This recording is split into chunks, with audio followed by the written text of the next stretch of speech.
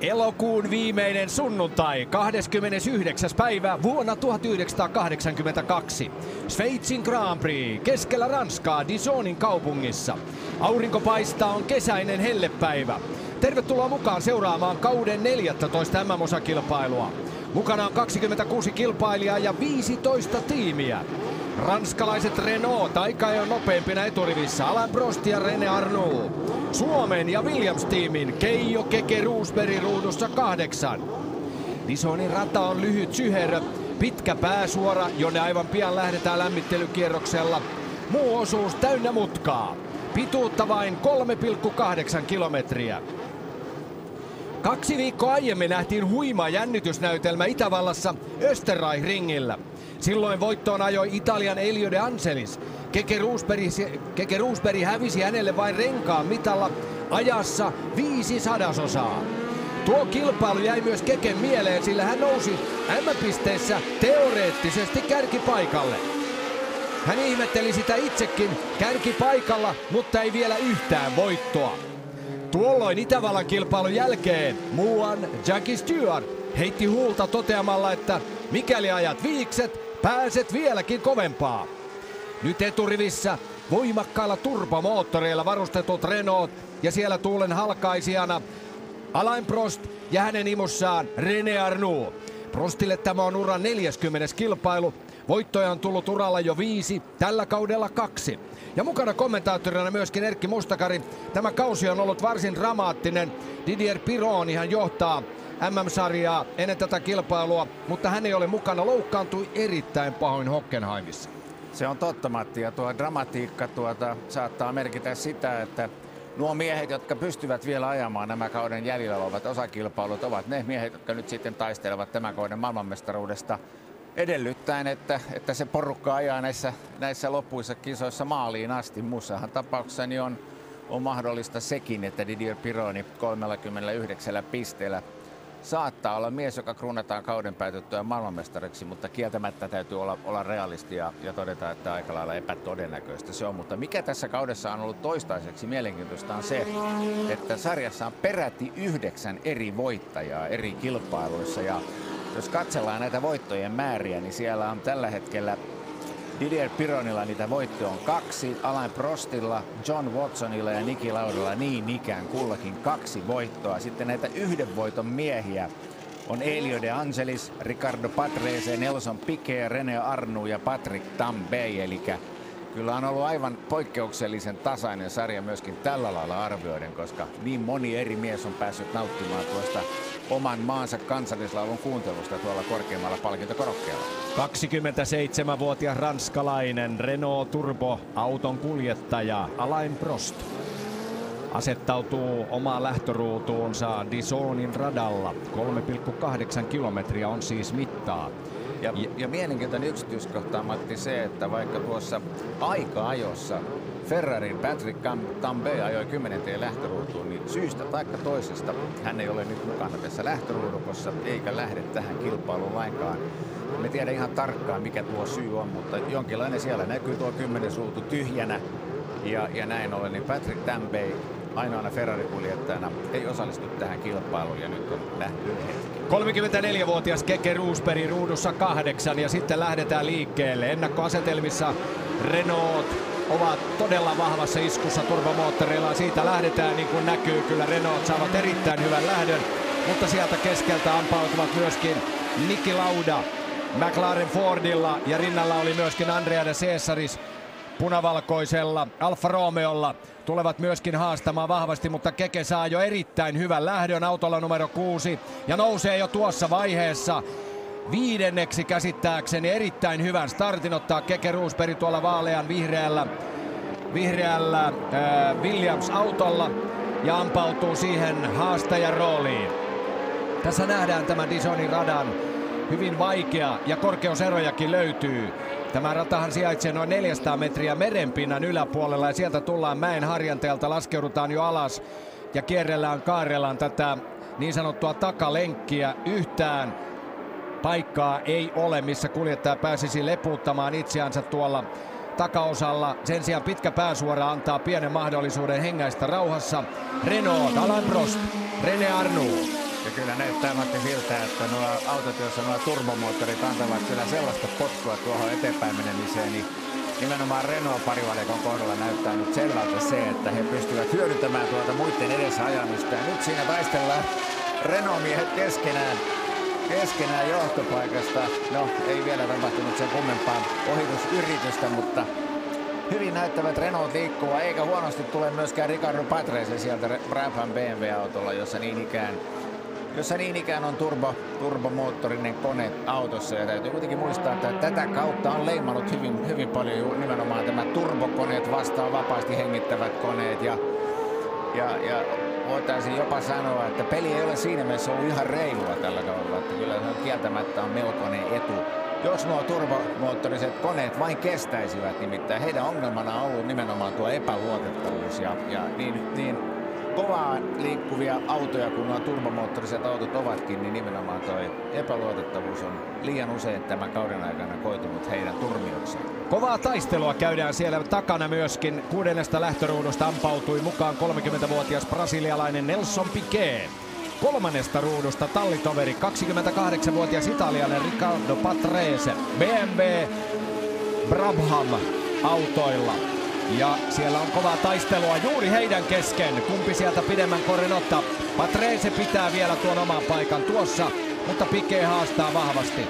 Ja tässä näkyy juuri näiden 1,5 litran koneella varustettujen turbomoottoreilla varustettujen Renault-autojen voima. Tämä rata ei ehkä parhaimmillaan ole näiden turbomoottorilla varustettujen autojen rata. Täällä on niin paljon hitaita mutkia, että tuo turbon 100 hevosvoiman tehoetu ei ehkä ole niin hyvä, mutta kyllä tässä vaiheessa näyttää vahvalta. Katsotaan, miten kilpailu vanhenee.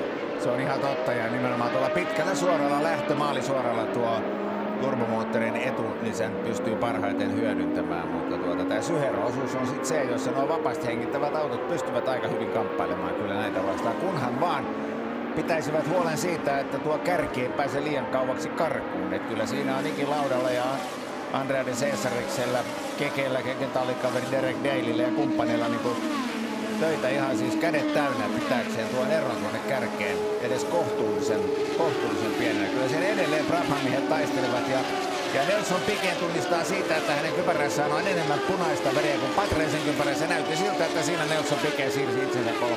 Aivan oikein, ja Keke Roosberg on tässä vaiheessa 6. Brabhamit ovat myöskin näitä turbomoottorein varustettuja autoja, ja näin ollen turbopelit ovat nyt ensimmäisenä, toisena, 3. ja 4. mutta hyvin lähellä Brabhameita ovat sitten tämä punavalkoinen Niki Lauda, joka tulee sieltä Brabhameiden takana. Tässä menee René Arnoux ja sieltä tulee sitten Piquet, Patrese ja tuossa tulee Niki Lauda punavalkoisella. Keke on aivan hänen imussaan jo kiinni. Hienosti menee Keke Roosbergilla, Iisalmen suurella miehellä, ja tuossa näkyy sitten järjestys 2 ajetun kierroksen jälkeen. 8. ruudusta Keke on pystynyt nousemaan jo 6. Ei paha, näyttää hyvältä. Oli mielenkiintoista keskustelua ja ajatusten vaihtoa Keke Roosbergilta ennen tätä kilpailua, kun tallin valmistelevassa kokouksessa insinöörien kanssa tutkittiin, miksi auto aliohjaa. Siinä palaverissa tehtiin päätös, rohkea päätös. Laitetaan autoon etusiipi, mikä oli hyvin ainutlaatuista. Keke kertoo, että hän ei edes muista, milloin viimeksi he ovat käyttäneet Williams-autossa etusiipeä.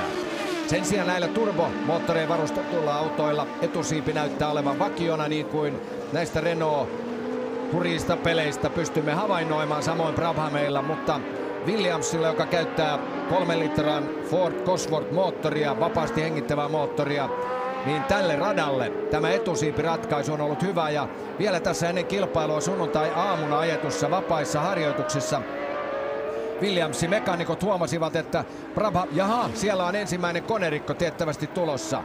Kuka mahtaa olla? Taitaa olla Tyrellin auto. Joko se on Tyrellin auto tai sitten se on ensin Ford-auto. Katsotaan nyt, Viittaisin siihen, että kyseessä on ensin Ford-auto ja kuljettaja Roberto Guerrero, argentiinalaiskuljettaja, jolla nyt näyttää vähän siltä, että tämä kilpailu jää vain 4 kierroksen mittaiseksi ja ikävä juttu hänen kannaltaan. Niin, olin vielä jatkamassa tuosta etusiivekkeistä, että vapaiden harjoitusten aikana, eli warm-upin aikana, siellä tapahtuu jälleen tiukkaa taistelua, kun Niki Lauda taitaa olla tiukoilla siellä. Vapaiden harjoitusten aikana huomattiin, että Brabham aivan viereisessä pilttuussa Williamsin lähellä laittoi myöskin siivekkeitä, kun huomasivat, että Williams on siirtynyt etusiivekkeiden käyttöön. Ja sitten vähän kauempana huomattiin myöskin, että Lotus Tallin puolella tehdään samanlaista työtä. Ja Lotus Tallin kuljettajina ovat tässä kilpailussa Elio de Angelis ja Nigel Mansell. Yksi mielenkiintoinen lisä oli myöskin tässä valmistelevassa kokouksessa rengasvalmistajan kanssa. Ja nyt on siellä pahasti, mennään jo reunamille. Brabham Tallin autoko siellä, onko Piquet, jonka renkaiden kulumiset ovat jo siinä tasossa, että auto ei pysy oikein valkoisten viivojen välissä. Niin, päätettiin niin, että otetaan sekarengastus, mikä oli ainutlaatuista ja harvinaista, mutta vapaiden harjoitusten aika-ajoin ja sunnuntain warm-upinkin perusteella tällainen ratkaisu Goodyearin puolelta tehtiin. Ja Williamsiin asennettiin Keke Rosbergin autoon oikealle puolelle pehmeät renkaat ja vasemmalle puolelle kovemmat renkaat, mikä on sinänsä hyvin ainutlaatuista sekarengastus. Ja siinä menee Keke Rosberg. Hän on pystynyt nousemaan. Siellä Derek Daly ja täällä on sitten kovempaa taistelua. Ja siellä taitaa olla Bruno Giacomelli. Ja sitten Bruno Giacomelli tuolla Alfa Romeolla. Ja siinä on sitten yksi. Onko Andrea de Cesaris myöskin siinä jutussa mukana? Tiukkaa taistelua. Punavalkoisia autojahan ovat siis Niki Laudan, McLaren, Andrea de Cesariksen Alfa Romeo ja myöskin Bruno Giacomellin Alfa Romeo. Ja mistä löytyy sitten toinen McLaren? John Watson starttasi kilpailuun 11 lähtöruudusta, että siellä on John Watson on niitä miehiä, joka taistelee kyllä tämän kauden maailmanmestaruudesta vielä aivan siinä, missä kuka tahansa muu, nimittäin John Watsonilla on noita pisteitä kasassa 30, Kekellä 31 ja kuten kerrottiin, niin Didier Pironilla, joka nyt ei ole enää mukana tämän kauden viimeisissä osakilpailuissa, niin Pironin pistessä olisi 39, eli kyllähän Watson siinä on kaikkein todennäköisimmät miehet, jotka tästä tämän kauden maailmanmestaruudesta taistelevat. Meidän Keke Rosbergin lisäksi on John Watson 30 pinnalla, Lauda 26 pinnaa ja Alain Prost 25 pisteellä. Kyllä siitä porukasta todennäköisesti löytyy tämän kauden Formula 1 maailmanmestari, mutta vielä on tämä kilpailu ja 2 muuta ajamatta ja vasta sen jälkeen me tiedämme. Tämän jälkeen hän sirkus siirtyy Monzaan Italiaan ja mistä se tietää, vaikka tuo maailmanmestaruus ratkaisi jo tuolla Italiassa tai sitten vasta Las Vegasin päätöskilpailussa sitten myöhemmin syksyllä. Ja kyllä tuo 2 viikon takainen Itävallan kilpailu on puhuttanut nämä väliajat ennen kuin kolonna saapui tänne keskelle Ranskaa noin 300 kilometrin päähän Pariisista ja 200 kilometrin päähän Genevestä. Nimenomaan tuo maaliin tulo. Se oli huima jännitysnäytelmä, kuinka Keke pystyi haastamaan Elio de Angeliksen viimeisessä mutkassa ja vielä kiihdyttämään pienen imutuksen jälkeen tuolla maalisuoralla. Ja aivan rinta rinnan tullaan, että siinä todellakaan ei ollut kuin tuo renkaan mitta, pituusmitta suurin piirtein, joka erotti autot toisistaan ja ajassa se oli vain 5/100. Ja niistä asetelmista lähdettiin sitten tähän kilpailuun. Ja Kekehän oli siirtynyt teoriassa todellakin tuon Itävallan kilpailun jälkeen M-pistejohtoon, kun otetaan huomioon se, että Didier Piron ei enää pysty osallistumaan kauden kilpailuihin. Ja nyt on jännittävää nähdä sitten, minkälaisen riemujuhlan Keke tässä järjestelee. Ja pystyykö hän nousemaan jo sitten MM-taistelussa sellaiselle paikalle, että seuraavassa kilpailussa tuo maailmanmestaruus voisi olla jo plakkarissa. Siinä nyt ohjaaja tarjoaa meille kaksinkamppailua Nelson Piquet vastaan René Arnoux. Eli siinä Nelson Piquet koko ajan hiilostaa René Arnouta, edellä ajavaa René Arnouta. Ja vaikuttaisi ainakin tässä kohtaa siltä, että Piquetin auto on aavistuksen verran nopeampi, kun hän vaan kerkiää siihen riittävän lähelle, että pystyy sitten hyökkäämään ja yrittämään ohitusta. Ja aika hyvin Kekekin muuten seuraa siinä Nelson Piquetä. Itse asiassa jos verrataan näihin miehiin täällä, Ricardo Patrese ja oliko siinä Niki Lauda, niin jos heihin verrataan, niin Keke kyyti aivan hyvin kohdallaan tässä kohtaa.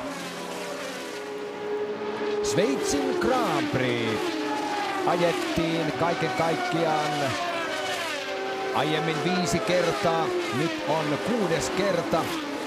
5 kertaa 50-luvulla Bremgartenissa pitkällä 7,2 kilometriä pitkällä hyvin vaarallisella radalla, puiden ympäröimä, ei suoria, vain mutkia, sinänsä hyvin ainutlaatuinen rata. Ja nyt sitten tämä pitkän tauon jälkeen, syystä että aikanaan Le Mansissa oli tämä vakava onnettomuus, jossa 80 ihmistä kuoli vuonna 1955. Sveitsissä kiellettiin moottoriurheilu, mutta nyt sitten vuonna 1982 päätettiin ajaa Formula 1 Sveitsin Grand Prix, ei kuitenkaan Sveitsin maaperällä, vaan rata vuokrattiin naapurimaasta Ranskasta, eli täältä Dijonista, ja siinä menee keke numerolla 6. Ja nyt ajetaan siis Sveitsin Grand Prix todellakin ranskalaisella maaperällä, ja tämä piirtyy historiaan ilman muuta. Jännittävänä tapahtuna, ja Piquet tulee! Kyllä, ja ohittaa René Arnoux, nousee 2. Tästä tulee vielä mielenkiintoinen taistelu, ja kuinka kaukana on sitten Williamsin auto vapaasti hengittävällä Fordin moottorilla. Loppujen lopuksi edellisissä vähän laajemmissa kuvissa, missä näimme tämän parivaljakon takana tuolta rataa vähän pitemmän matkaa, niin siellä kyllä näytti Keke olevan edelleen aika lailla hyvin kyydissä mukana, mutta nyt nämä kuvat eivät sitä meille valitettavasti paljasta. Sen verran tiivistä kuvaa meille tarjotaan, mutta aika hieno ohitus Nelson Piqueteltä, ja täytyy huomata, että ehkä tällä radalla tuo nimenomaan tuon pitkän lähtösuoran jälkeen ensimmäinen mutka siinä jarrutuksessa. Ehkä se on se ylivoimaisesti paras paikka ohittaa, ja niitä ehkä meille tarjotaan ja toivon mukaan tarjotaan vielä runsaasti tämän kilpailun aikana. Kaiken kaikkiaan ajetaan 80 kierrosta tällä vajaat 4 kilometriä pitkällä radalla. Siitä tulee 304 kilometriä, ja siinä on Keke. Joo, aika hyvin tulee Keke siinä. Vauhdikkaasti. Ja kohtaan Keke vuoro sitten puolestaan hiostaa René Arnouta. Ja siinä melkein näkyy tulokset. Kyllä. Ja täällä menee sitten kilpailua johtava Alain Prost.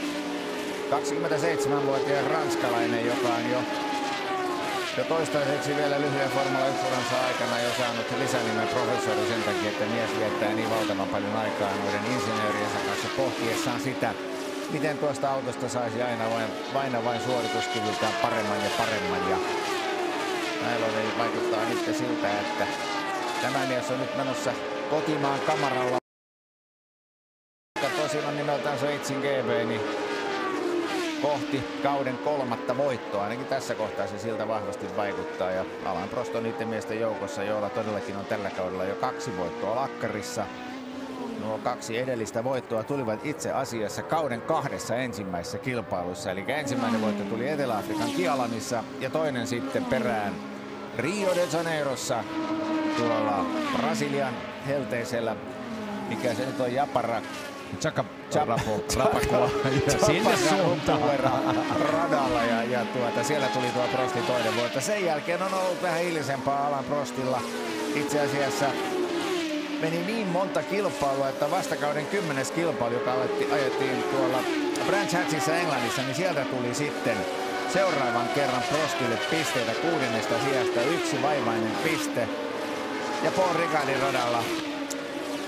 Ricardin radalla sitten aikaisemmin kesällä niin 2. sijasta 6 pistettä. Eli siinä on Prostin pistesaldo, eli yhteensä tällä hetkellä ennen kuin tämä kilpailu käynnistyi 25 pinnaa. Mutta nyt näyttää siltä, että Alain Prost on matkalla kohti tämän kilpailun voittoa, kun kierroksia vielä toki kovin vähän ajettu ja niitä on runsaasti vielä jäljellä. Ja kun tiedetään, niin voitosta saa 9 pistettä, 2. sijasta 6 pistettä, 3. sijasta 4 pistettä ja sitten nuo viimeiset sijat, eli 4, 5 ja 6 antavat pisteitä 3, 2 ja 1.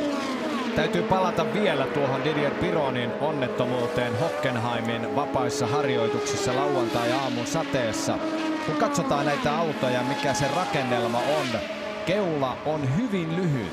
Kuljettajan jalat työntyvät aivan tuohon etusiivekkeen kohdalle, ja sitten sen jälkeen kuljettajan takana on valtavasti muuta massaa. Siellä on suuri polttoainetankki, siellä on paljon tilaa vievä moottoriratkaisu ja niin päin pois. Muistan itse Hockenheimissa tuon Pironin onnettomuuden vielä, siis muutama kilpailu sitten. olin ensimmäisten joukossa, kun pääsin juoksemaan vielä radan yli autoja väistellen, kun näimme sen onnettomuuden kuvaajani kanssa. Ja olimme ensimmäisten joukossa. 2 ensiapumiestä ehti ennen meitä, mutta pääsin seisomaan suoraan Didier Pironin auton edessä. Ja täytyy sanoa, että kyllä olin todella järkyttynyt siitä. Se oli aivan, auto savuaa vielä. Ja pelastusmiehiä on tulossa koko ajan lisää ja jonkin aikaa kesti ennen kuin meidät heitettiin siitä pois. Ensin niin kuin suuri epätietoisuus siitä, että mitä on tapahtunut. Kunnes sitten ihan vierellä vasta näin auton numeron ja pystyin kypärästä tunnistamaan Didier Pironin. Ja jalat oli, niin kuin tällaisessa tilanteessa näillä autoilla, kun mennään suora törmäys seinään, niin jalat menee aivan muussiksi ja ikävä kyllä hänen loukkaantumisensa oli alaraajojen osalta niin erittäin vakava. Siinähän on aikaisemmin niin 70-luvun, 60-70-luvun suuri tähti Jackie Stewart on jo puhunut siitä, että silloin kun he ajoivat, niin kuljettajat istuvat periaatteessa keskellä autoa ja vaara jalkojen loukkaantumiselle silloin oli vähäisempi kuin tänä päivänä. Kun katsotaan näitä kuvia, missä nähdään, että kuljettaja istuu niin lähellä nokkaa kuin suinkin mahdollista ja jalat on tuon auton etuakselilinjan etupuolella. Tuommoisella autolla kun täräyttää kovaa seinää päin, niin ei mikään ihme, että siitä saattaa jalat saada kipeitä. Ja nyt on käynnistynyt varmasti sellainen keskustelu, että tuolle ongelmalle täytyisi jotain tehdä. Saa nyt sitten nähdä. Se on tietysti aikamoinen iso muutos autojen suunnittelijoille ja sille suunnitteluprosessille, millä näitä autoja suunnitellaan. Ja saa nähdä sitten, tuleeko siitä koskaan mitään. Mutta Jackie Stewart, mies, joka itse aina pisti tuon turvallisuusasian etusijalle, niin on paljon puhunut tuon asian puolesta, että jotain asialle täytyisi tehdä. Eli jollain lailla suunnitella näitä autoja eri lailla, mutta se on sitten sen ajan murhe, tapahtuuko sille rintamalla jotakin. Käydäänpä läpi vielä myöskin Keken kautta linjan. Ensimmäinen vuosi Williamsilla, takana Fittipaldin raskaat kokemukset, Tolemanin ja niin päin pois. Ei tainnut Tolemani olla, vaan Theo Jipin autolla suuri skandaalimainen hieno saavutus sateisella radalla aikanaan, missä Keke teki varsinaisesti tuon läpimurtonsa. Mutta nimenomaan tämä vuosi on ollut varsinainen jackpotti, mistä varmasti niin kuin suomalainen formulahistoria saa alkunsa ja on jo saanut alkunsa. Suuri suomalainen formulahistoria. Etelä-Afrikan kilpailusta Keke ajoi siellä ensimmäisen kilpailunsa Williams Fordilla ja nyt on menossa 14 osakilpailu. Prost heittää sinne nopeimman kierrosajan, mutta Keken kausi, hän on ollut 3 kertaa toinen, 2 kertaa 3, 1 kerran 4, 2 kertaa 5 ja 3 kertaa hän on joutunut keskeyttämään. Kerran hänet on yhteen ajon vuoksi hän on ajanut sivuun, kerran on hajonnut vaihdelaatikko ja 1 kerran polttoainejärjestelmä ja sitten on kerran hylätty. Niin kuin Erkki Mustakari jo mainitsi tuon Brasilian kilpailun, Keke oli siellä maalissa toinen, mutta hänet hylättiin ja Prosthan siellä oli sitten voittajana tuossa kauden toisessa osakilpailussa. Kyllä, ja se Keken hylkääminen nosti siellä John Watsonin kakkoseksi ja siellä sitten 3. miehellä palkintopallilla keikkui britti Nigel Mansell, joka ajaa nyt toista täyttä kauttaan Formula 1. Britit ovat olleet vähän ristiriitaisia antaessaan lausuntoja Mansellista. Mansell on vähän sellainen härkämäinen tyyppi, joka ruuvatessaan ruuvia seinään ei paljon välitä siitä, onko siinä jengoja tai ei, vaan se yleensä menee kuuleman mukaan siihen seinään se ruuvi, mutta aika ajoin näyttänyt jonkinlaisia leimahduksia siitä osaamisesta, mitä hänellä on, mutta hänen tallikaveri Lootuksella on kuitenkin Elio De Angelis on kuitenkin kerännyt pisteitä huomattavan paljon enemmän tämän kauden aikana. Elio De Angeliksella noita pisteitä on 22, kun Nigel Mansell joutui vielä toistaiseksi tyytymään 7 pisteeseen, jotka hän on ottanut tuolta kauden toisessa kilpailussa, todellakin sanon kolmannella siellä tuolla Brasilia Rio de Janeirossa ja sitten kauden 6. kilpailussa Monacossa. Siellä Mansell oli hienosti maalissa 4. Mutta pettymysten täyteinen viikonloppu Mansellille tässä vaiheessa, kun tulee ensimmäinen auto, tulee sinne renkaiden vaihtoon. Bruno Giacomelli käsittääkseni. Joo, Bruno Giacomelli, kyllä. Alfa Romeolla. Alfa Romeolla. Ja tässä nähdään, kuinka korkealla hän istuu. Jarrut savuaa pahasti. Niin oli sanomassa Nigel Mansell. Pettymysten täyteinen viikonloppu. Starttasi kilpailun viimeisestä lähtöruudusta. Ruudusta 26. Siinä Bruno Giacomelli. Korkealle istuu Bruno. Kyllä siellä jarrut savuavat vielä aika iloisesti. Ja ei muuta kuin uudelleen radalle. Sieltä hän pöllähtää tuolta valkoisia viivoja leikaten. Tulee sieltä radalle ja tuleeko hän tuohon McLaren kuljettajan eteen, käsittääkseni John Watsonin eteen, vai oliko niin, että Niki Laudan eteen, ja hän on sitten jo kierroksella jäänyt, aivan varmasti jää kierroksella, koska tämä on hyvin lyhyt rata ja kierrosajat aikaa jossakin olivat vähän reilun minuutin. 1:01,380 oli Alain Prostin paalupaikka-aika. Ja siellä nähdään, 18 kierrosta on ajettu, enää 60. Ja Keke on hienosti haastajan roolissa 4. Lauda 5. Kaksinkertainen maailmanmestari Niki Lauda tuossa vaiheessa 5. Mukana 2 maailmanmestaria. Numerolla 1 ajaa tässä kilpailussa tässä vaiheessa toisena Nelson Piquet. Kauden 81 Formula 1 maailmanmestari.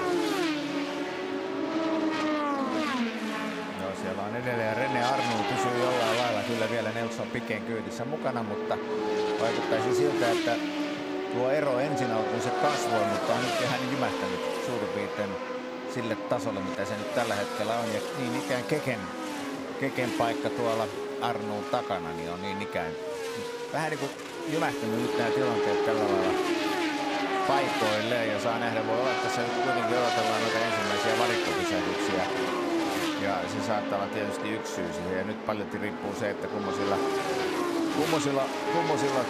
renkailla miehet siellä tällä hetkellä rataa kiertävät, kuinka hyvin tuo ja kuinka paljon tuo syheroosuus syö tuota rengasta, ja jos siellä nyt siltä osin kaikki on hyvin, niin silloin ei välttämättä tarvitse tässä kohtaa vielä surra varikolle menoa. Nythän eletään aikakautta, jossa tämä auton aerodynamiikka on omalla tasollaan, eli auton reunoilla pitkällä sivulla on maata laahaava joustovarainen reuna, joka sulkee ilma-alan tuonne auton alle. Se on hyvin mielenkiintoinen elementti, joka on ollut jo useamman vuoden ajan. Ja tämä on vuoden 1982 huippudesign ja huipputeknologiaa. Ja se on hyvin kestävää vanerilaatua. Kova ääni siitä lähtee, kun auto tulee tuonne varikolle, kun siinä ihan selkeästi puuosa tai tämmönen kovempi puuosa, mitä se sitten ihan onko titanilevyä vielä siinä alla, mutta laahaa kuitenkin asfaltin pintaa. Mutta sivut on suljettu sillä tavalla, että auton alla oleva ilma ei pääse pakenemaan missään vaiheessa. Nyt numerolla 7 John Watson. John Watson tulee renkaiden vaihtoon ja tankkaukseen. 36-vuotias britti. Ja uutta sileäpintaista sinne alle. Ja siellä käydään nyt sitten keskustelu. Napsastaan tuo piuha kiinni ja sitten piuha irti.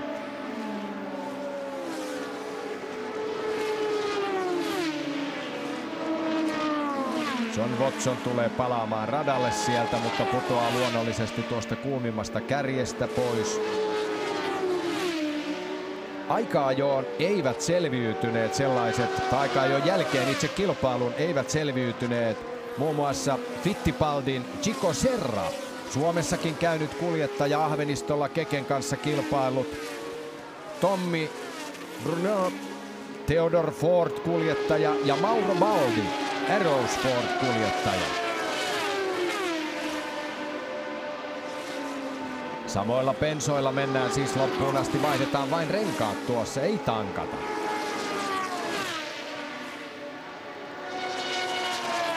Tosin hämärä mielikuva on siitä, että jossakin vaiheessa oli tulipalo tuossa Keken autossa tankkauksen yhteydessä Brasiliassa. Mutta aika näyttää meille sen, että tuleeko näitä tankkauksiakin vielä, vai ovatko ne sitten tulevaisuuden asioita. Joo, tuossa kun John Watson kävi, niin siinä vain renkaat vaihdettiin hänen autonsa. Täällä jatkuu tiukka vääntö. Tässä on nyt näitä kierroksella ohitettavia kiusaamassa näitä Renault-kuljettajia ja se vähän tekee elämän vähän vaikeammaksi. Siinä kohtaa Alain Prostille miehelle, joka ajaa kärjessä. Siellä pitäisi vähän selvemmin antaa näille ohitettaville niin tietoa siitä, että takaa tulee kilpailua johtava kuljettaja eikä tehdä sitten tuota ohittamista niin vaikeaksi. Ranskalainen Jarbier Jarier Osella tiimin kuljettajana. Tässä vielä nähdään sitten Watson vielä varikolla.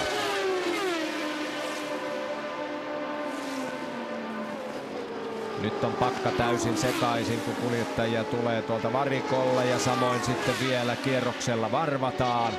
Mutta Renault on Alain Prost joka tapauksessa johdossa.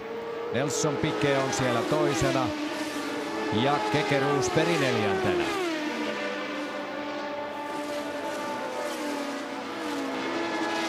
Siellä Arrows-auto joutuu myöskin väistämään ja antamaan tietä. Niin kuin siinä taitaa olla sitten myöskin Arrowsin auto. Jännittävää, kovaa taistelua. Kierroksella ohitettavat tarjoavat lisää draamaa ja lisää jännitettävää täällä Dijonin radalla, Dijonin kaupungin 140 000 asukkaan kaupungin reunalla rakennetulla radalla. Aivan keskisessä Ranskassa. Katsojia järjestäjien alustavan ilmoituksen mukaan noin 670 000. Tänne odotettiin jopa 80 000, mutta kun alueelle vie vain yksi tie, kaikki eivät todennäköisesti edes ehtineet tähän kilpailuun mukaan valtavien ruuhkien vuoksi. Ja näin ollen näillä mennään. Sen verran teknistä tietoa näistä moottoreista, eli nuo autot, joissa on turbomoottorit, ne on tommosia 1,5 litran koneita, jossa on kompressori ja sitten taas nuo vapaasti hengittävät moottorit, ne on 3 litran V-kaseja käytännössä katsoen kaikki ja niin ikään ilman kompressoria nuo moottorit. Hallitseva maailmanmestari siellä näytti tyylikkäästi ohituksen. Kyllä. Siinä Arnoux. Siellä oli vähän kärkipään miehillä on nyt vähän ongelmaa, koska porukkaa riittää, ohitettavia riittää vaikka kuinka paljon ja täytyy katsoa, että ovatko nuo ratatuomarit koko ajan hereillä, jotta pystyisivät antamaan jonkinlaista merkkiä takaa tuleville tai ennen kaikkea niitä hitaammille kuljettajille takaa tullaan lujaa ja ohi pitäisi päästä. Brabham Tallillehan tämä vuosi 1982 on tietyllä tavalla juhlakausi, 20. kausi. Talli aloitti toimintansa silloin 60-luvun alussa 1962. Kaiken kaikkiaan Brabham, eli tällä hetkellä tässä näin Nelson Piquet ajamana Brabham Tallin auto. He ehtivät kilpailla peräti 394 Grand Prix:tä. Pitkä ura ja Brabhamin tallipäällikkönä loistaa Bernie Ecclestone. Näin, Piquet tuo joukkoa tai tässä kohtaa vetää keltaista autoa perässään. Piquet toisena. Kärjessä menee siellä muutaman 100 metrin päässä. 27-vuotias, kolmatta kauttaan kilpaileva Alain Prost. Nelson Piquetille tämä on jo 5. kausi.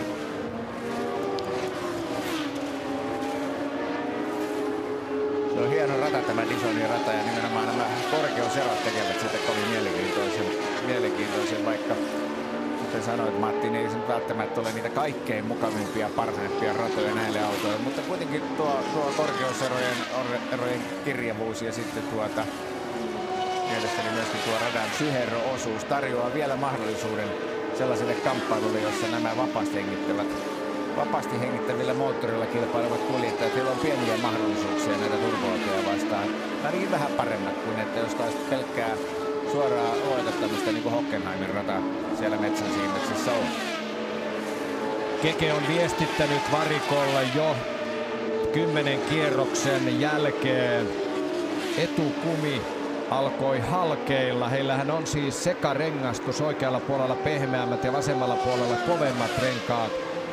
Ja siellä Keken hermo on varmasti nyt vähän kireällä, että onko tämä toimintamalli valittu sekarengastus sittenkään oikea. Varmasti miettii kovasti sitä, pitäisikö ajaa varikolla vai odottaa päällisen kumin kulumista sen verran, että syvemmältä löytyisi ehjä kumi koko pinnalle. Sinällään sekin on mahdollista Goodyearin antamien tietojen mukaan. Ainakin toistaiseksi Keke ottaa tuon riskin ja jatkaa. Ja on hyvissä asetelmissa. Nyt sitten mitä kilpailun vanheneminen tuo tullessaan. Keke on 4. Vielä äsken yksi ratatoimarista piti keltaista lippua yllä ja ei toki heilutellut sitten sen kummemmin, vaan lähinnä niin piti sitä niin kuin liikkumattomana paikallaan ikään kuin varoittaakseen jostakin edessä olevasta ongelmasta, mutta ainakaan ohjaajalle meidän näyttelystä ongelmista. Siellä tietysti voi olla, että siellä on joku keskeyttänyt ja ajanut autolla radan sivuun ja siitä sitten varoitetaan kuljettajaa, mutta valitettavasti ohjaaja ei ole meille näyttänyt muuta kuin tuon Roberto Guerreron konerikon tuossa heti neljän ajetun kierroksen jälkeen. Se on ainoa toistaiseksi tapahtunut keskeytys, kun kerrotaan se, että Patrick Tambay Ferrarilla ei lähtenyt kokonaan tähän kilpailuun edes lainkaan mukaan, niin näin ollen ovat ainoat miehet, jotka ovat poissa näistä kekkereistä tässä kohtaa, ja 23 autoa kiertää tällä hetkellä Dijonin rataa ympäri. Samalla kun autot kiertää, niin palautetaanpa mieliin, mitä kaikkea vuonna 1982 itse asiassa tapahtui. Mauno Koivisto valittiin presidentiksi tammikuussa. Falklandin sodan ensimmäiset hyökkäykset nähtiin maaliskuussa. Tiina Lillak heitti uuden maailmanennätyksen naisten keihäällä 72-40. Helmut Kohlista tuli Saksan liittokansleri. YK patistaa Neuvostoliittoa pois Afganistanista. Ja ensimmäinen keinotekoinen sydän asennettiin. Ja siellä nyt sitten auto numero 17. Hän on Robert Keegan. Robert Keegan Marchford-autolla, niin hänen homma päättyi siihen ajettuja kierroksia 25. Mielenkiintoista on se, että tässä kilpailussa on monta rengasmerkkiä mukana. Goodyearin lisäksi Pirelli, Michelin ja sitten Avon rengasmerkki, jota juuri Keegan muun muassa käyttää. No ei siinä vaikuttanut, että auto olisi ollut millään lailla mennyt rikki, mutta syystä tai toista on ehkä ollut vaan ulosajo ja moottori sammunut ja sillä hyvä. Ja siihen loppu herra Keeganin kilpailu tällä kertaa.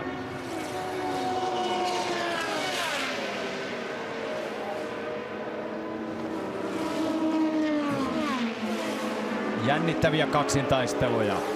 Ja kyllä täytyy sanoa, että kyllähän tämä turboautojen valtakausi niin on hyvin mielenkiintoinen. Eletään sitä vaihetta Formula 1 historiassa, että turbot ovat tulossa. Nyt eletään tämmöistä välivaihetta, että yhä useammalla tiimillä on turbomoottori tai turboahtimet tuossa moottoriratkaisussa mukana. Tässä kilpailussa, niin kuin Erkki Mustakari totesi, BMW Brabhameilla on turbot. Niin ikään on sitten Renaultlla. Renault lähtivät eturivistä. Ja sitten löytyy vielä Ferrari-autoista. Tosin Ferrarit ovat tästä kilpailusta kokonaan pois. Ja sitten myöskin Tolemanin. Kyllä. Hart Turbo. Kyllä Tolemanin kuljettajat Derek Borikki ja Theo Fabi. Mutta eivät kummittele tuolla kärkijoukossa millään tavalla.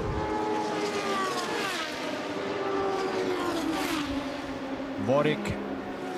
Onko jopa niin, että Vorikkia ei ole näkynyt? Onko hän jopa jo keskeyttänyt? Ei vaikuta siltä.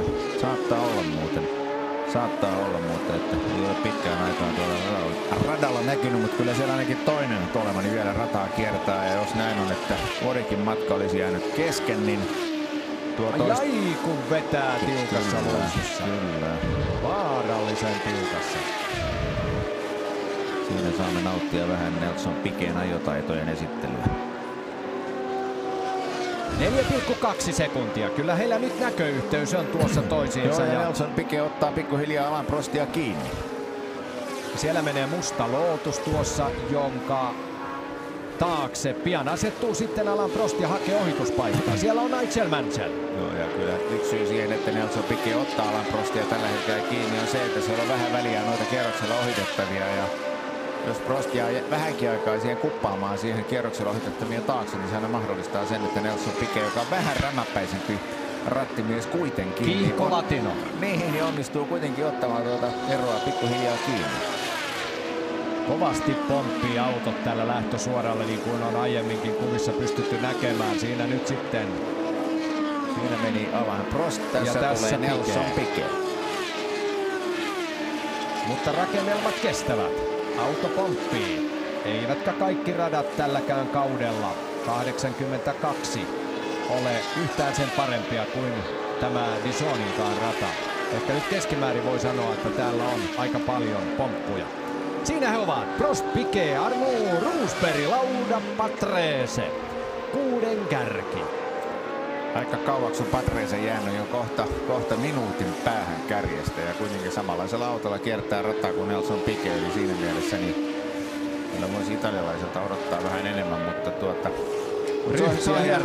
se on hienoa, että Keke on vielä, niin kuin sanotaan, nyt semmoisen etäisyyden päässä, että jos tuolla kärjessä tapahtuu jotakin odottamatonta, niin siinä on vielä hyvä asia seurata tuota kisaa. Seurata vähän niin kuin hai-laivaa noita edessä ajavia miehiä. Ja nyt tulee se ohituspaikka, kuinka Prost heittää sieltä Nigel Mansellin. Ja sitten on tuo vaaleampi numerolla 19 kilpaileva. Ei ollut numero 19, koska sellaista ei ole ollenkaan. Tuolla oliko Raoul Boesen? Saatte olla. Prost pääsi hyvin ohitse tuossa tilanteessa ja sitten on sama kärsimysnäytelmä siellä kuvan ulkopuolella myöskin Nelson Piquetin kohdalla, mutta ollaan jo sitten mutkaisella osuudella. Ja se on aina tappio, siellä ei kovin helposti päästä ohitse. Ja tuossa nyt näki ihan selvästi, että mies, jonka Alain Prost ohitti, niin tuo kuljettaja teki hienosti tilaa ja tuon ohituksen huomattavan paljon helpommaksi. Siinä on 3 autoa nyt Piquetin ja Prostin välissä. Siinä on yksi Ligieri, jonka tunnistaa noista sinisistä kyljistä. Numeron kanssa pitää olla tarkkana, että tietää kumpi Ligieri. Eddie Seaver vai Jack Lafitte? Niin, kumpi heistä. Ja sitten viimeisenä kolmen joukossa tuossa välissä on britti Nigel Mansell. Ja nyt täytyy kyllä todeta se, että tuo autojen numerointi voisi tietysti olla huomattavan paljon parempi mitä se on ja näin ollen tehdä meille kaikille elämän vähän helpommaksi ja näin on kuljettajan tunnistaminen, mutta Piquet poimii Mansellin siinä. No, numerot ovat sen verran huonosti havaittavissa, että täytyy luottaa siihen, että tiedämme suurin piirtein auton värityksestä ja kuljettajan kypärän värityksestä, että kuka mitäkin autoa tuolla radalla tällä hetkellä ajaa. Näin pääsee Piquet nyt sitten. No niin, ei koko ajan ottaa kiinni viimeisen 3 kierroksen aikana. Ero on kaventunut 2,5 sekuntia. Juuri oli sanomassa, että ei ole yhtään revennyt suuremmaksi. Päinvastoin. Sieltä tulee nälkäinen brasilialaiskuljettaja, rupeaa kohta hiilostamaan ranskalaista Alain Prostia oikein tosissaan. Lähestytään kilpailun puolta väliä ja aivan varma on se, että renkaat ovat tässä vaiheessa jo hyvin kuluneet. Kyllä. Prost, Piquet, kärkikaksikko.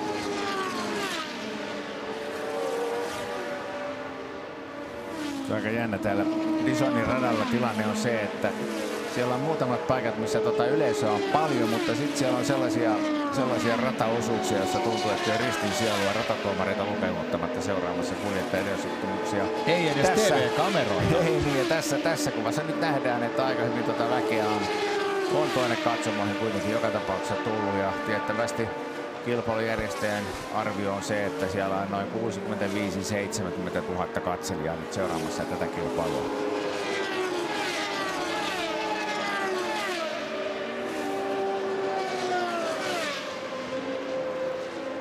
Keke Roosbergin urahan on ollut äärettömän nousujohteista.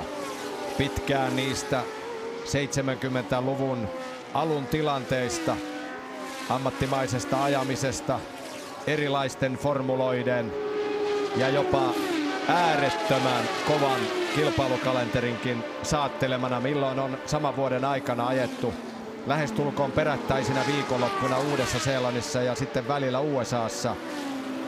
Lennetty Macaoon, Argentiinaan, Kanadaan. Aivan käsittämättömän paljon kilpailuja yhden kauden aikana.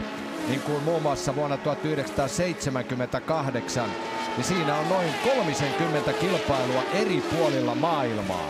Ja nyt Lisierillä numerolla 26 Jack Laffite joutuu keskeyttämään. Keke ajoi siis vuonna 1978 Tasman Pacific-sarjassa. Niin ikään ajoi sitten Atlantic-sarjassa ja Wolffilla ensimmäiset kilpailunsa Formula 1. ATS F1 ja sitten Wolffin Formula 1-autolla. Ja siellä numerolla 25 on sitten Eddie Cheever, jenkkikuljettaja vaikeuksissa. Keken kausi jatkui Formula 1 vuonna 1979 niin ikään Wolffin tiimissä, mutta siihen mahtui mukaan sitten Formula 2 osakilpailuja, Can-Amin sarjaa Amerikassa, Kanadassa ja niin päin pois. Ja sitten vuonna 80 tuli ennakkoon mitä lupaavin ja vahva kiinnitys Fittipaldin tiimiin. Brasilialainen Emerson Emmo pisti oman tallin pystyyn ja Kekessä pääsi toiseksi kuljettajaksi vuonna 80. Keken ensimmäinen kilpailu tammikuun 13. päivä Buenos Airesissa. Kausi alkoi silloin samoihin aikoihin kuin MM-rallikausi. Todellakin 13. päivä tammikuuta käynnistyi silloin Buenos Airesista Formula 1 MM-kausi. Keken sijoitukset silloin eivät olleet kovin mairittelevia, mutta kuitenkin ensimmäisen ja 6 parhaimman joukkoon 6 kertaa. Ei ihan paha. Montrealissa muun muassa Keke ajoi 6. Ahvenistolla Keke kävi myöskin vuonna 80 kilpailemassa ja voitti Camaro Cupin kilpailun ylivoimaisesti. 81 oli jo sitten vähän vaikeampi. Fittipaldin kalustolla Keke ajoi, mutta milloin jäi vaihdekeppi käteen ja milloin sitten kuului pilkkalauluja kotimaisten säveltäjien ja sanoittajien toteamina ja tuntui, että joka puolelta tulee kuraa. Mutta 81 kauden päätyttyä tulee iloinen viesti. Keke Roosberg pääsee testaamaan Williamsin autoa Paul Ricardin radalle ja siitä kääntyi, voi sanoa laajasti, suomalainen formulahistoria. Käännettiin isoa lehteä ja Keke tuli suoraan Williamsille ja voittaa ensimmäisellä kaudellaan maailmanmestaruuden. Ja silti voi sanoa, että kaiken kaikkiaan vuosi 82 oli äärettömän mielenkiintoinen ja tapahtumarikas kaikella tavalla. Ja niin kuin alussa Erkki Mustakari totesi, voittajien lista oli pitkä. Kyllä. Ennen tätä Dijonissa ajettua kilpailua, kuten sanoin, niin 9 eri voittajaa on jo päässyt kuuntelemaan korkeammalla korokkeella tuota kansallislaulua. Ja nyt sinne tulee sitten siihen saattaa tulla pieni muutos tässä, kun saadaan tämä kilpailu pakettiin. Tuleeko 10. voittaja? Aivan. Sitähän Keke on koko kauden ajan hakenut. Hänellä on vahva tuntuma siihen, että tulevaisuus on hänen. Ja milloin se mestaruus sieltä tulee, niin se on mielenkiintoista. Mutta vuosi 82 piirtyy suomalaisen autourheiluhistoriaan suurin kirjaimin. Ja tämä on se osuus tuolla radalla, mihin ei TV-kameraakaan ole saatu paikan päälle. Joo. Siinä menee hallitseva mestari Nelson Piquet. Hänen takanaan piskuinen, temperamenttinen ranskalainen René Arnoux. Lähti kilpailuun siis eturivistä toisesta lähtöruudusta, mutta nyt on 3. Ja Keke Roosberg sitten siellä 4, mutta ei oikein kovin montaa kertaa ole saatu Kekeä näihin samoihin kuviin. Ei, mutta siinä on ihan oikeasti käynyt nyt niin, että René Arnoux on ottanut Nelson Piquetä kiinni. Täällä painaa Alain Prost Siinä on sitten kierroksella jäänyt ja tässä tulee Nelson Piquet ja siellä René Arnoux todellakin prässä. Ja sieltä tulee Keke Rosberg ja hänen takanaan Niki Lauda. Sielläkin käydään omaa taistelua ja kukaan näistä kärkikuljettajista ei ole vielä käynyt varikolla ja nyt ollaan kilpailun puolivälissä.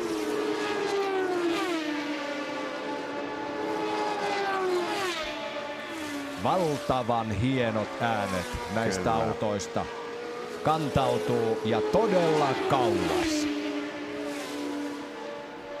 Siinä taisi livahtaa Elio De Angelis.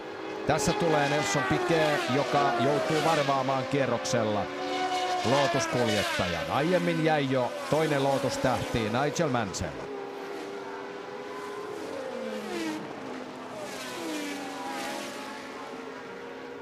Tämän kauden kilpailukalenterissa on kaiken kaikkiaan 17 osakilpailua. Ja nyt tulee Piquet. Piquet tulee varikolle tässä vaiheessa. Näinkö oikein? Siinä menee René Arnoux ja Piquet tulee nyt varikolle. Eli Renault ottaa nyt tässä kohtaa kaksoisjohdon Alain Prost ja René Arnoux toimesta. Siellä on vipinää muutoinkin tuolla varikolla. Näin tulee Piquet omalle paikalleen. Näkyykö sattumalta missään Bernie Ecclestonia tuossa varikkomuurilla? Mutta katsokaa kuinka turbo 1,5 litran koneesta löytyy, BMW-koneesta löytyy valtavat liekit. Ja siitä lähdetään uudet renkaat alle ja hirmuisella rutinalla liikkeelle. Niin paljon kuin vaan sieltä uskaltaa kaasua painaa. Ja kun hän on maailmanmestari, hallitseva mestari, niin hänellä oli tuo reunimaisin paikka. Ja nopeasti hän täräyttää siihen, mutta ei tainnut osua ei, ja suoraan siihen John Watsonin perään. Watson pystyy pitämään tuon oman paikkansa ja Piquet joutuu nyt sitten ajamaan omaa taistelua lähinnä kelloa vastaan tässä vaiheessa ja odotella kaikessa rauhassa samalla myöskin sitä, kun muut käyvät varikolla.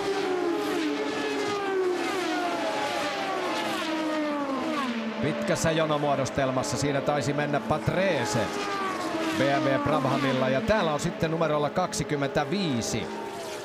Toinen lisäkuljettaja Eddie Cheever. Joo, että kyllä siinä aikaisemmin kun Eddie Cheever oli kuvissa, niin hän oli juuri silloin kävi ensimmäistä kertaa varikolla ja nyt on siellä toistamiseen ja ilmeisesti nyt on vähän suuremman luokan ongelmasta kysymys. Kyseessä ei varmasti ole suunniteltu varikkopysähdys, vaan nyt siellä on jotain sellaista ongelmaa, että saa nähdä pystyykö hän jatkamaan matkaa. Etusiivekkeiden kanssa tehdään siellä kovasti töitä. Ligier käyttää tänä vuonna Matran 3 litran koneita V12 myllyjä. Eli siellä pitäisi kyllä olla niin kuin kaikki asiat kohdallaan. Tehokas moottori, mutta nyt jostakin syystä ei kaikki ole aivan hyvin. No, siinä vähän niin kuin tehtiin hommia noiden ripustusten kimpussa ja nyt tällä hetkellä kun Piquet kävi tuolla varikolla, niin Alain Prost on repinyt jo 40 sekunnin johdon, mutta saa nähdä, koska Alain Prost tulee tuonne varikolle.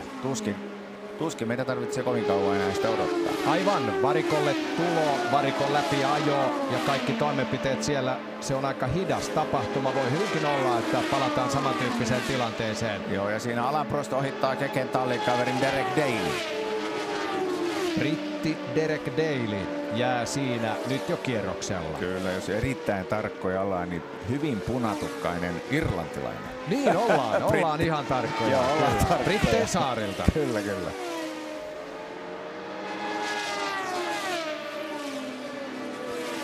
Hyvältä näyttävät ainakin TV-kuvien perusteella Alain Prostin auton renkaat, mutta sehän ei ole välttämättä koko totuus.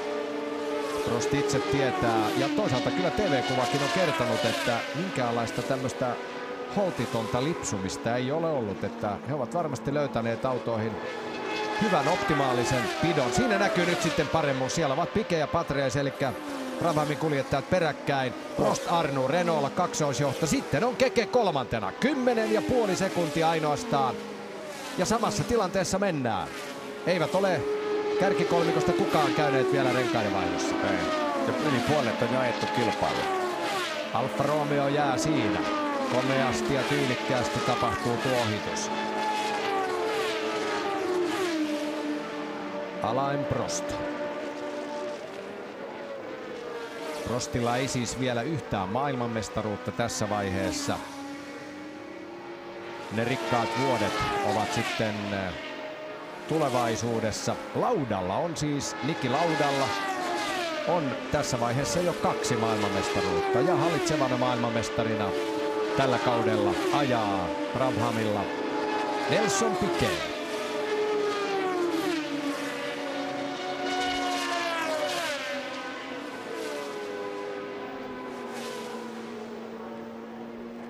Siinä mielessä tämän kauden sarja Formula 1 on mielenkiintoinen, että siellä on 3 auton valmistajaa omilla talleillaan mukana. Eli perinteinen Ferrari, joka nyt valitettavasti Pironin loukkaantumisen ja Tampeen muiden murheiden takia ei päässyt osallistumaan tähän kilpailuun, niin Ferrari on yksi autonvalmistaja, joka on omalla tallillaan mukana. Toinen on Renault ja 3. on Alfa Romeo. Et 3 tallia, jotka ovat autonvalmistajana mukana. On helppo uskoa se, että Renaultlle nimenomaan autonvalmistajana tuo valmistajien sarjan mestaruus on se suuri porkkana ja tavoite, mihin talli 100 varmasti pyrkii. Ja siinä mielessä niin Ferrari on heidän ykkösvastustajansa. Puhutaan mitä puhutaan. Ja sitten se kuka sitten vie kuljettajan maailmanmestaruuden nimissä on, se on toinen juttu. Mutta Renaultin autonvalmistajana tuo valmistajan sarjan mestaruus on se kaikkein suurin porkkana. Toki sama voidaan sanoa Ferraristahan. Kyllähän Enzo Ferrari on aina todennut sitä, että se on tärkeää, että Ferrari voittaa ja ne miehet, jotka niitä autoja ajaa, niin se on niin kuin vähemmän tärkeä asia. Ja saattaa olla, että vähän tuota samaa ajattelua on yritetty takoa noiden Renault-kuljettajien päähän, että tuokaa ne autot ehjänä maaliin, niin kaikki on hyvin. Niin, kaiken kaikkiaan tähän kilpailuun oli pyrkimässä 29 kuljettajaa, joista 26 parasta selviytyi aika-ajon perusteella. Ja kun katsotaan näitä tiimejä, ketkä vuonna 1982 olivat mukana, muun muassa tässäkin kilpailussa tai tähän kilpailuun pyrkimässä. Brabhamilta 2 autoa, Tyrelliltä 2 autoa, Williamsilta 2 autoa, McLarenilta, ATSltä 2 autoa, Lotukselta 2 autoa. Siinä tilanne. Ja Keke 16,8 sekuntia. Nyt on tapahtunut jotain. Keke on jäänyt reilut 5 sekuntia enemmän edellisestä vertailusta. Ja sitten mennään vielä eteenpäin. Renault'ta 2 autoa, Marchilta 2 autoa, Fittipaldilta vain 1 auto, Alfa Romeolta 2, Lisieriltä 2, Ferrarilta 2, Arrowsilta 2 ja Tolemanilta 2 autoa. Mutta sitten on 1 auton tiimiä, Theodor, jolla Keke teki suuren vaikutuksen, voisiko sanoa urallansa suurin piirtein ihan siellä neitseellisimmässä vaiheessa. Ei ollut MM-osakilpailu. Ja sitten yksittäisinä vielä löytyy Fittipaldi, on vain 1 autolla mukana. Tosin Chico Serra ei päässyt mukaan tähän kilpailuun. Ja Ensing on myöskin 1 autolla. N181 tyyppiä, sillä ajoi Roberto Guerrero ja hän oli kisassa mukana. Mutta on joutunut jo keskeyttämään. Kyllä jo heti 4 kierroksen jälkeen. Ja tällä hetkellä kun kierroksia on kohta noin 44-43 tulee kai kohta täyteen, niin tällä hetkellä keskeyttäneiden joukossa on tuon Roberto Guerrero. Lisäksi on Derek Warwick Tolemanilla jäänyt radan varteen. Hänellä oli moottorikko kyseessä. Robert Keegan March-autolla. Hän ajoi ulos radalta ja sen takia ja kaikesta huolimatta auto ei näyttänyt menneen siinä lainkaan rikki, että ilmeisesti vaan moottori sammui ja homma loppui siihen. Raul Boesel, niin ikään March-kuljettaja, joutui jättämään autonsa tuonne radan varteen ja hänen keskeytyksensä syy oli vesivuoto. Ja sitten vielä Theo Fabi ja Jacques Lafitte. Theo Fabi Tolemanilla ja Jacques Lafitte, niin kuin näimme, jäi tuonne varikolle. Syytä meille ei ole vielä kerrottu, mikä se oli, ja näin ollen niin kilpailu jatkuu ja aina. Ja nyt Keke iskee. No niin. Tulihan se paikka sieltä. 34-vuotias suomalaistähti heittää sieltä 28-vuotiaan italialaisen Riccardo Patresen ohitse. Ja tuossa saattoi olla myöskin se selitys, miksi Keke oli jäänyt. Hän oli jäänyt tuon Patresen taakse niin pitkäksi aikaa. Kyllä, sen takia tuo ero kärkeen oli kasvanut. Ja saman tien tuo ero kasvaa Patresen silmissä oikein kunnolla. Kekellä on hyvä vauhti päällä. Kyllä, Keke menee nyt todella hyvin. Hieno sää, noin 30 asteen helle, paljon väkeä, aurinko paistaa, pieniä kumpupilviä. Mutta siellä mennään, radan pinta noin 45 astetta, eli siellä on hyvin lämpimät oltavat. Ja siinä näkyy sitten Keken autossa, kuinka siellä on aika vahva etusiipi, niin kuin myöskin on tässä Brabhamin autossa. näihin molempiin autoihin asennettiin siis tuo etusiipi sunnuntai-aamun lämmittelyn jälkeen. Muutamia autoja nähdään, joilla ei ole etusiipiä lainkaan. Kuten muun muassa tuossa McLaren-autossa etusiipi on lähinnä tällainen hyvin erilainen. Vähän siellä auton keskirungon tai tuossa kuljettajan polvien kohdalla suurin piirtein. Näin Keke Rosberg ja jättää taaksensa Patrese. Ja onko niin, että siinä on Niki Lauda on tuossa Patresen takana tässä vaiheessa? Kyllä, juuri näin.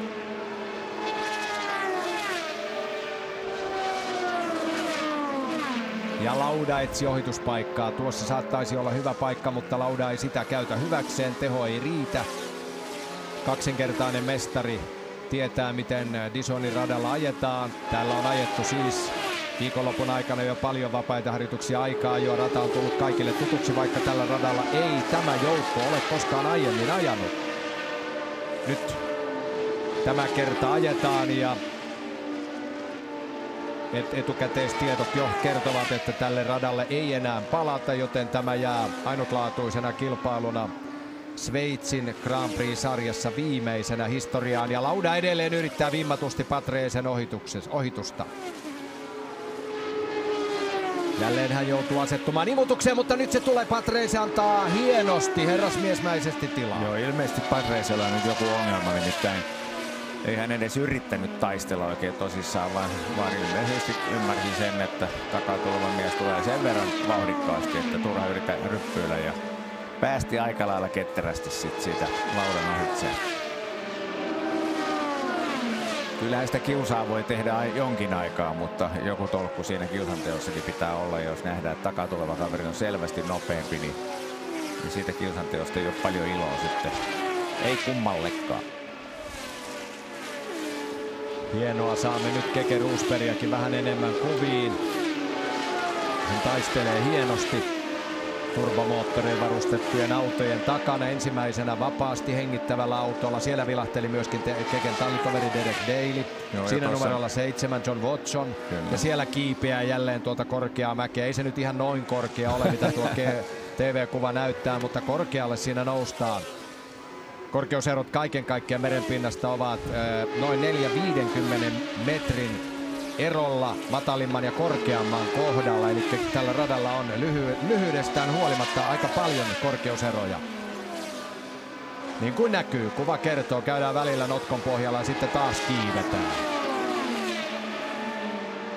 Mutta niin kuin Kekekin on monen kertaan sanonut, että ei näitä mäkiä millään tavalla tuolla auton ohjaamossa huomaa. Siellä mennä viiletetään aivan niin kuin tasamaata suurin piirtein, että missään kohtaa ei kyllä erityisemmin kutita vatsan pohjasta, jos käydään notkon pohjalla ja lähdetään nousemaan ylös. Se on niin kuin keskittymistä 100% vain siihen ajamiseen. Ja sitten erityisesti tällä radalla, tuolla takaosalla, takasektorilla, niin on näiden mutkien hallinta. Hienosti menee kyllä René Arnoux. Siinä on, niin kuin, ei René Arnoux, vaan Alain Prost. Professorin tavaramerkki, hän on tämä hyvin kevyt kosketus ohjauspyörään ja pehmeä autolla auton eteenpäin vienti. Ei repivää, riuhtovaa, hyvin pehmeää ajamista. Mutta kestääkö auto maaliin? Kestävätkö renkaat? Siinä meille jännitettävää. Alain Prost. Ja hyvin on rauhallinen paikka nyt ajaa. Ei ole ketään lähelläkään tuolla edessä. Eikä kukaan pysty haastamaan pahemmin. Joka tapauksessa René Arnoux on toisena, Keke Rosberg hienosti kolmantena.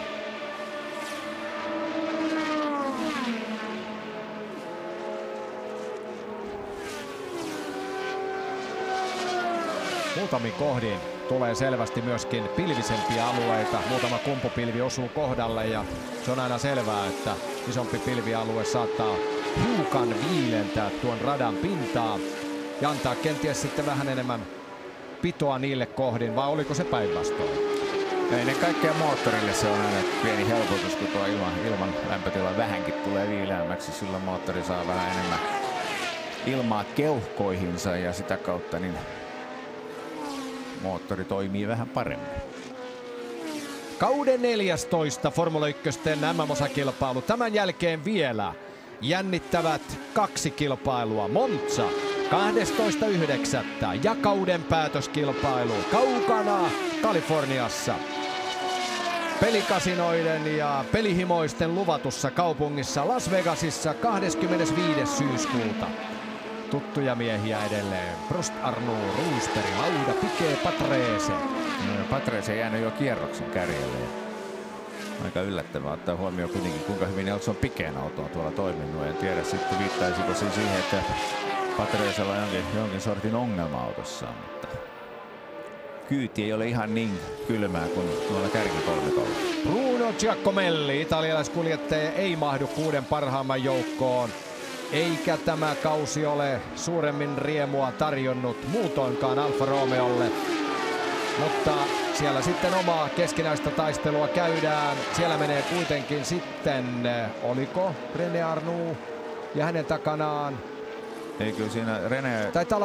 Taitaa olla Prost. Ei kyllä se on René Arnoux. René Arnoux aivan oikein. Väijyy noita kierroksella ohitettavia, jotain 2 kappaletta siinä edessään. Arnoux on toisena ja nyt kierroksella ohitettavat jälleen hidastavat hänen menoaan. René Arnoux ja Alain Prostin erottaa parhaiten siitä, että René Arnouxlla on koko valkoinen kypärä, kun Alain Prostilla siinä on vähän sinistä ja aavistuksen verran punaistakin. Ranskan trikolorin värit on Alain Prost tuohon kypäränsä maalauttanut. Ja nytkö sieltä tullaan lentämällä sitten ohitse? Siltä näyttää. Siltä näyttää, joo. Se on nyt tapahtunut ja René... Hyvin tarkka René Arnoux siinä vähän parantaa sijoitusta. Jos katsotaan kuljettajan autojen numeroita, niin tai säilyttää sijoituksensa ohitti kierroksella. Harmin paikka, että tuo auton numero on tuossa aivan takapyörän takana, ja kun ohjaaja ei meille kovin pitkään näytä tuota takasiipeä sivulta, niin auton numeron havainnointi on hyvin vaikeeta. Alain Prost auton numero on 15 ja René Arnoux 16. Ja... ellen väärin huomannut, niin siinä oli Arrowsin auto, oliko Marc Surer vai Mauro Baldi, joka tuossa ainakin toisena. Ei, Baldi ei startannut koko kilpailun. Siinä täytyy olla niin, että siellä oli Marc sitten Marc Surer, joka jäi kierroksella tuossa tilanteessa. No ja Marc Surerille tietysti sveitsiläisenä olisi tietysti kivaa tässä kotimaan GP:ssä pärjätä hyvin, mutta ei se nyt ihan siltä näytä tässä kohtaa. Paikka paikoin kuvissa näkyy myöskin mielenkiintoisesti vuoden 80 tason turva-aidat. Vuonna 82 kaikilla radoilla pääasiallisena auton hidastavina elementteinä käytettiin reunamilla tällaista turvaverkkoa. Joko se oli kolminkertainen muutamin metrin välein tai sitten kaksinkertainen riippuen vähän mutkapaikoista, mutta niihin verkkoihin kun auto ajoi, niin kyllä se yleensä sitten jossakin vaiheessa pysähtyy ennen kuin se törmää teräksisiin kaiteisiin tai betonimuuriin. Se on ihan totta, ja kyllä toi tietysti oli omalla tavallaan karua katseltavaa Zolderissa, kun Gilles Villeneuve paiskautui Ferrarista ulos ja paiskautui sitten itse asiassa sen karmean näköisen kolarin jälkeen niin niihin turvaverkkoihin ja sitten mainio kanadalaiskuljettaja menehtyy sitten siinä onnettomuudessa ja siinä oli omalla tavallaan, kuinka nyt sanoisin, traagisella tavalla tuli näytille, kuinka nuo verkot toimivat silloin, kun sinne rikki menneet autot menee tai autosta ulos paiskautuneet kuljettajat.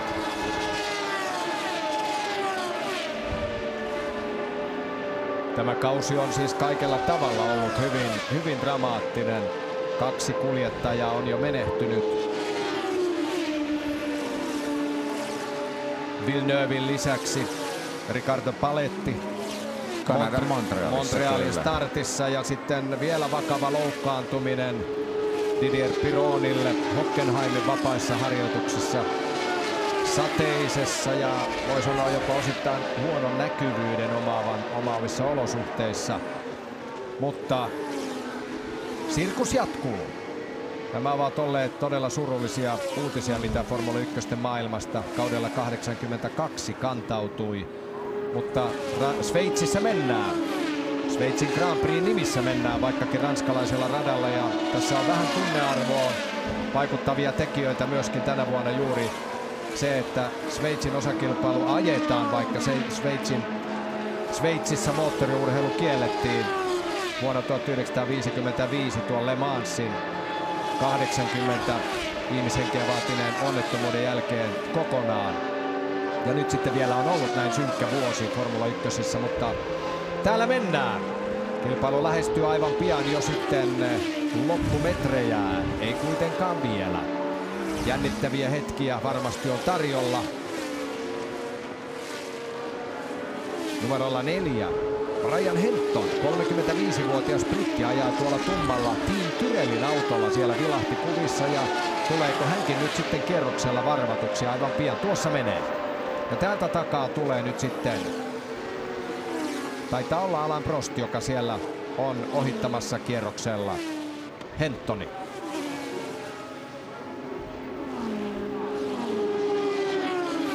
Voi sanoa, että ikä ei kovin paljon nyt vuonna 1982 paina. Täällä on sarjassa hyvinkin paljon kokeneita kuljettajia. 35-vuotias Henton muun muassa. 36-vuotias Jean-Pierre Jarier. Ja sitten katsotaan vielä Jacques Laffite, 38-vuotias. Ja nyt sitten Eddie Seaver. Eddie Seaver joutuu keskeyttämään. Kyllä, ja se tarkoittaa käytännössä sitä, että matkaa maaliin on enää 10 kierrosta. Eddie Seaverille tuli ajettuja kierroksia 70 täyteen ja nyt on matkaa maaliin 10 kierrosta. Täydennetään vielä tätä ikäjakaumaa tässä. 34 vuotta myöskin Keke Roosbergilla ikää. Kokemus on valttia. Joo, ja miehet paranevat kuin viini vanhetessaan. Aivan oikein. Niin?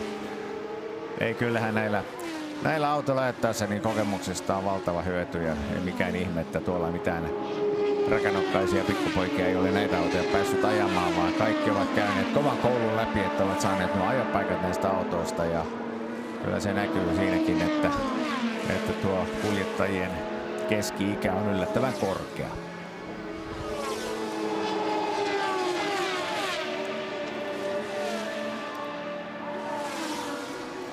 Aika-ajon jälkeen Williams-tiimin sisällä oli vähän ja myöskin kansainvälisen median puolelta paljonkin pommitusta siitä, kun aika-ajossa Derek Daly pääsi ohittamaan Keke Roosbergin ja siellä oli tiukkaakin kysymystä siitä, että millä tavalla peli pelataan, kun Kekellä on selvästi mahdollisuudet jopa mestaruuteen ja Daly oli sitten aika-ajossa niinkin nopea. Mutta Keke Roosberg näytti jo sitten, niin kuin hän sanoi jo etukäteenkin, että ilman muuta Derek saa antaa tietä. Ja Keke sanoi jo ennen kilpailua, että minä ohitan hänet jo ennen ensimmäistä mutkaa. Ja niinhän siinä tuli käymään. Iisalmen suuri mies on ollut aina hyvin päämäärätietoinen. Ja kyllähän sekin kertoo kaiken, että ennen tätä kilpailua Derek Dalylla oli kasassa 7 pistettä. Kun Kekellä niitä pisteitä on 31, eli kyllä se vähän määrää ton marssijärjestyksenkin aika lailla selvästi. Mitäs siellä nyt näyttää olevan? Ilmassa savua tai hiekkapölyä. Tässä olemme sitten René Arnoux kyydissä.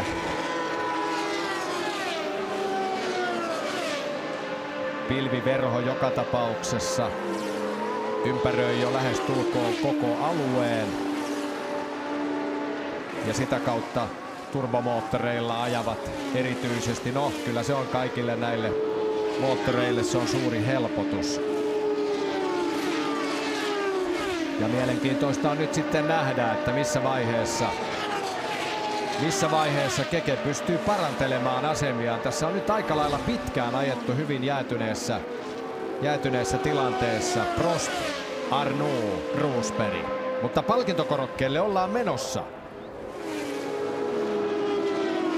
Tämä näyttää todella hyvältä siinä mielessä, että palkintokorokkeella on oltu monta kertaa, mutta voittoihin ei vielä suomalaiskuljettaja ole koskaan yltänyt Formula 1 ja jonain päivänä se varmasti sieltä tulee. Siinä menee edessäni René Arnoux ja nyt hän on päässyt Hentonista ohitse. Hänkin Ja kaksoisjohto on Renaultlla edelleen tiukasti käsissä. Ja missä on sitten Keke? Mahtuuko Keke mukavasti vielä kenties samoihin kuviin jossakin vaiheessa?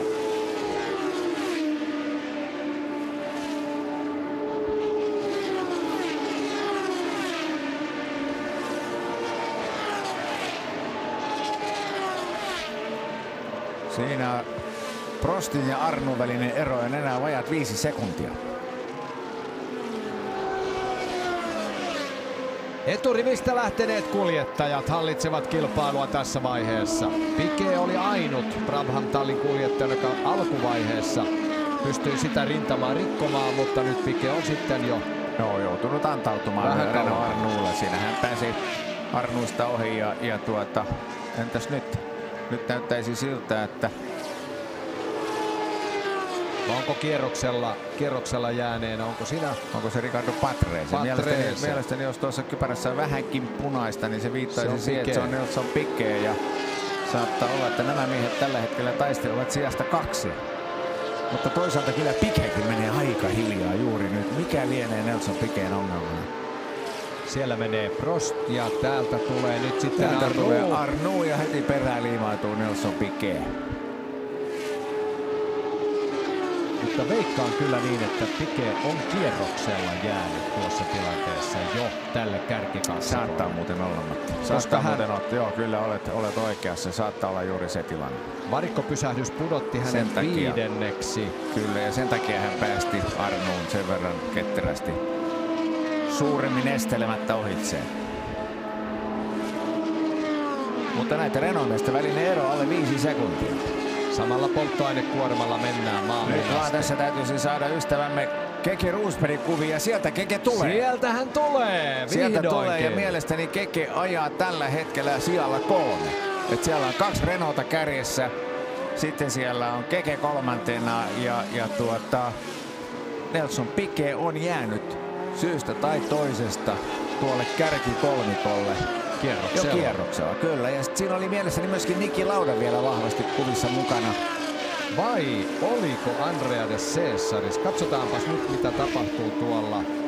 Voi hyvinkin olla, että Niki Lauda vielä on siinä vahvasti Keken kanssa haastamassa tilannetta. Siellä menevät Renault-kuljettajat ja ranskalainen ohjaaja luonnollisesti seuraa oman maan kuljettajia, oman maan autoteollisuuden merkkituotetta. Ja näin kierrokset vanhenevat. Vähän reilu minuutti menee tuohon yhteen kierrokseen ja mitä kevyemmäksi autot tulevat, sitä nopeammin tuolla radalla mennään. Tosin renkaiden kuluminen vähän jarruttaa. Ja siellä oli nyt sitten hyvin läheltä piti tilanne. Ohituspaikka Prostille. Siinä Arnoux. Lähellä mennään. Ja heidän välinen eronsa on vain 4 sekuntia. Kyllä.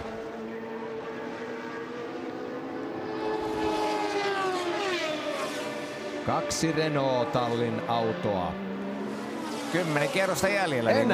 Nyt on 10 kierrosta jäljellä. Kyllä.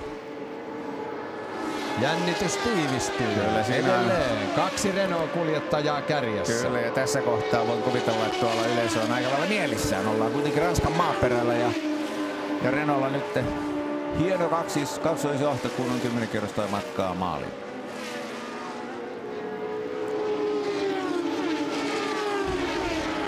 Jännittäväksi tämä menee. Kaiken kaikkiaan ajetaan siis 80 kierrosta. Ja edelleenkin ranskalaiset autot paahtavat siellä kärkipaikalla. Jälleen kierroksella ohitettava, jälleen punavalkoinen auto. Onko se Watson vai ei? Se on Alfa Romeo, joka siinä ohitettiin. Ja täältä tulee sitten Keke Rosberg. Ja ei ole Keke kaukana enää Renault-kaksikosta. Ja siellä takana on Piquet tuossa, mutta Kekekin on hänet ohittanut jo kierroksella. Kyllä. Nyt saadaan pikkuhiljaa nauttia vähänkin myös Keke Rosbergin ajolinjoista. Ja nyt olisi kiva näyttää, jos ohjaaja näyttäisi meille, että mikä tuo miesten välinen aikaero todellisuudessa tällä hetkellä tuolla radalla on. Tässä tulee mielestäni Alain Prost. Siellä tulee René Arnoux tässä valkoisessa autossa. Ja seuraava mies tämä, kukkulan yli pitäisi olla Keke, mutta sitä ohjaa meille ei enää näyttänyt. Tuossa tuo punavalkoinen auto häiritsee kyllä René Arnoulin suunnitelmia ilman muuta tosi pahasti, koska Arnoul tietää sen, että Rosberg saavuttaa koko ajan. Ja niin se käy. Siinä on Andrea de Cesaris käsittääkseni tuossa Alfa Romeolla, mutta hyvin pääsee René Arnoul hänestä ohitse. Kyllä. Mutta mikä on sitten Keken tilanne? Keke on hienosti takana. Tuntuu siltä, että Keke ottaa nyt koko ajan kiinni Renault-kaksikkoa. Ja Andrea de Cesaris on nyt siellä sitten Keken tähtäimessä. Ja miten tiukka taistelu tästä tullaan käymään sitten Andrea de Cesariksen kesken. Antaako tämä kuumakalle italialainen hänelle tietä? Andrea de Cesaris on kunnostautunut elämänsä aikana. Tämä nuori kuuma, 23-vuotias, on liekeissä koko ajan, aina kun vedetään visirin ikkuna kiinni ja päästään radalle paahtamaan. Nyt pitäisi Andrea de Cesariksen vilkuilla peileihin ja antaa tiukasti tietä Keke Rosbergille. Tämä on jännittävä taistelu, mutta mitä tapahtuu René Arnoulle? René Arnoulin auto hyytyy. Tämä tietää sitä, että Keke on jo kakkospaikassa. Kyllä. Tiukasti kiinni. Arnoul siinä. Kyllä, jotain on nyt on pielessä René Arnoulin autolla. Niin paljon tuo vauhti hidastuu tuossa ihan yhtäkkiä. Siellä menee Prost. Prost tulee tässä näin. Ja mitä tapahtuu siellä? Keke ampautuu Andrea de Cesarikseen melkein kiinni. Joo, ja tunkee hiekalle. Näyttää käsimerkkejä de Cesarikselle, että käsittämättömän tiukka tilanne, koska Keke taistelee nyt voitosta ja italialainen on noin kaukana. Hän on kierroksella jo jäänyt käsittääkseni, joten hänen olisi pitänyt aikoja sitten antaa jo tietä. Mutta Keke tunkee väkisin reunalle, kun tullaan lähtösuoralle ja itse asiassa puskee Andrea de Cesariksen siinä tilanteessa ulos ja Keke on toisena. Kyllä. Nyt todella tiiviisti toisena ja tavoittelee. Prost. Ja nyt tuon kukkulan yli pitäisi tulla Keke ja tulee. Hyvältä näyttää. Williams Fordilla pahtaa. 34-vuotias Keijo Keke Rosberg sieltä ja nyt sitten vaan Prostin imuun ja ohittamaan. Hienosti on Keke ajanut. Ei yhtään varikkopysähdystä. On aika kova riski.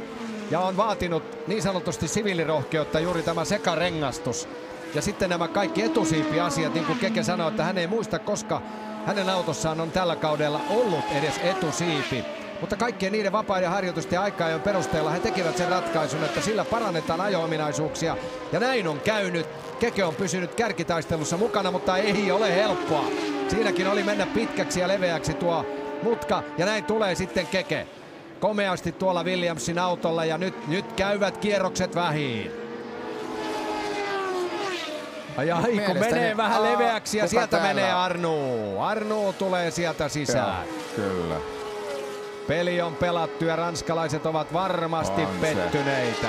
On se harmillista. 5 kierrosta matkaa maaliin ja homma piti jättää kesken. Mutta nyt mielestäni noita kokonaisia kierroksia maaliin on enää runsaat 3. Kyllä menee Kekekin aivan limiteillä. Kerta kaikkiaan herkullisen näköistä menoa, mutta liukkailla, lumella ja jäällä ajokokemuksensa aikanaan hankkinut suomalaistähti, niin kyllä hän osaa ajaa ja tuoda autoa tiiviisti ja tasatarkkaan. Ja Arnoul tulee takaisin. Kyllä, tulee takaisin radalle. Ja tulee muuten siihen vielä kiusaamaan näitä kärkimiehiä. Tallitoverinsa Alain Prostin ja toisen olevan Williams-kuljettajan Keke Rosbergin eteen. Kyllä, mutta hän on jo jäänyt niin monta kierrosta. Ja auto hyytyy täysin. Kyllä. Arnoulin peli on pelattu. Arnoulin auto hyytyy ja näin ollen Prost ja Rosberg käyvät taistelua tämän kilpailun voitosta. Mutta kaveneeko tuo ero? Keke menee aivan limiteillä. Kyllä se koko ajan kapenee vähän. Kyllä se koko ajan kapenee vähän. Nyt olisi kiva saada näitä eroja myöskin ruutuun, mitä ne ovat sekunneissa ja sadasosissa. Siinä he ovat peräkkäin jo tällä hetkellä. Sitten vaan Keke, armotonta rutistusta. Mielenkiintoinen kilpailu tämä on ollut Kekeltä ja hän on tullut voittotaistelun mukaan ja nyt näkee oman mahdollisuutensa. Nyt jos koskaan. Sieltäkö se tulee se suomalainen historian ensimmäinen Formula 1 voitto. Lähellä siinä ollaan. Kerta kaikkia hieno. Se on harmi hieno paikka, että meille ei tarjota tuohon ja teille hyvät katsojat tuohon ruutuun tarkempaa tietoa siitä, että kuinka monta kierrosta on vielä ajamatta. Mutta kun äsken sanoin, että ainakin 3 kokonaista kierrosta, niin voi olla, että niitä oli 4 vielä jäljellä siinä vaiheessa. Ja Keken kannalta tietysti kiva, jospa niitä olisi vaikka 5 vielä jäljellä, koska Keke selvästi ajaa tällä hetkellä nopeampia kierroksia kuin Alain Prost ja ottaa ranskalaiskuljettaja kiinni joka ikisellä kierroksella. Katsomo huutaa, kannustaa maanmiestään Alain Prostia, mutta suomalainen Hurja tulee sieltä takaa ja kaventaa eroa koko ajan. Joo, ja nyt tietysti voisi kuvitella, kun ollaan Ranskan maaperällä, että kai siellä nyt joku on soittanut Jean-Marie Palestrelle ja sanonut, että pankaa nyt tää kilpailu poikki jo tässä kohtaa, niin saadaan ranskalainen voittaja, koska sen verran villisti sieltä Keke takaa puskee. Nyt ero on jo noin pieni. Harmi paikka, ettei tiedä tarkkaan. Tässä lukee nyt, että ero on tasan 2 sekuntia. Minkä silmäkin kyllä kertoo. Kyllä, mutta kertokaa meille vielä se, että kuinka monta kierrosta on ajamatta. Ja nyt on Kekellä 1 000 000 taalan paikka. Lähtö suoran pään jarrutuksen, mutta vielä on eroa niin paljon, että ei se ohitus tuossa tule. Ei se ohitus tule siinä vielä, mutta se tulee vielä sieltä aivan varmasti. Prost ei pysty pidättelemään suomalaista, joka ajaa nyt elämänsä kilpailua suuressa hurmiossa. Ja siellä näkyy Arnoun auto, toinen Renault Turbo on pois pelistä. Ja tässä menee sitten Keke Roosberg. Tukholmassa syntynyt 6. päivä joulukuuta 48 ja nyt tullaan aivan lähelle ja Keke näkee sen mahdollisuuden. Tuleeko se siinä? Ei vielä. Ei vielä, mutta selvästi näillä syherellä osuudella niin Keke on nopeampi kuin Alain Prost. Selvästi nopeampi syherellä osuudella. Ainoastaan tuolla suoralla pystyy Prost jollain lailla pitämään kyydin riittävän kovana, jotta Keke ei pääse lähelle. Mutta täällä syherellä osuudella katsokaa tätä. Turbo vastaan, vapaasti hengittävää. 1,5 litran turbomoottorilla varustettu Renault ja 3 litran vapaasti hengittävä Ford. Ja nyt se tulee, ei tule vielä. Keke näyttää peileistä, Keke näyttää professorille, että nyt tietää. Täällä on voimaa, täällä on pitävämpi rengas ja ennen kaikkea täällä on suomalaista sisua. Tässä suoralla pystyy vielä Prost antamaan vähän vastusta Kekelle, se on se turbo. Tuonne, kyllä. Mutta kun päästään tuolle syherelle osuudelle, niin sitten tilanne on hieman erilainen. Tuleeko se tällä kierroksella? Se alkaa heti tästä. Nyt. Se alkaa heti tästä. Nyt Keke iskee. Ensin ulkokautta. Tuossa mennään imutukseen. Ei vieläkään. Mutta sitten tulee se hyvä paikka täällä kohta. Tässä. Uudelleen tuolta ja nyt se tulee sisältä. Ai kun on mannaa. Siinä Prost ajautui hetken aikaa vähän aikaa ulos ajolinjalta ja Keke kuittasi välittömästi. Se oli loistava veto. Vaikka sitä on niin monta kertaa muisteltu, niin kiva se on nähdä. Ja Prost yrittää vielä härnätä kaikin keinoin. Frank Williams ja koko laaja esikunta hyppivät riemusta siellä. Keke Roosberg on ottamassa ensimmäisen voiton tällä kaudella ja katsokaa mikä ero. Ollaan viimeisellä kierroksella. Saman tien se venähtää. Tosin Prost voi myöskin löysätä tässä tilanteessa. Kukaan ei enää tule takaa. Ja kun hän heti huomasi, että mitään mahdollisuuksia ei ole enää Keken kuittaamiseksi tuossa tilanteessa, niin peli on sitä myöten selvää. Vielä jatkuu ajaminen. Vielä jatkuu. Onko tämä se viimeinen kierros? Ja siellä ovat jo ratamiehet hermostuksissa juoksemassa tuonne radalle. Tarina tietää kertoa, että kilpailun maalituomari oli niin kuin Erkki Mustakari jo tässä vihjaili. 2 kierrosta ennen maaliin tuloa valmiina liputtamaan kilpailu päättyneeksi silloin kun Prost johti. Mutta Williams-tallin päämekanikko Frank Döni, eli tasan kierros aikaisemmin, Frank Döni, Keken kilpailuinsinööri, meni naputtamaan ruutulippumiestä, että Sir, vielä on 2 kierrosta. Pidä lippu sivussa, älä nosta sitä vielä. Ja siinä René Arnoux kävelee pääpainuksissa. Ja nyt todellakin kierretään rataa viimeistä kertaa. Ja Keke Roosberg johtaa kilpailua. On tämä hienoa. Tästä suuresta päivästä. Elokuu 29. päivä 1982. Keke Roosberg ottaa ensimmäisen suomalaisen Formula 1-voiton.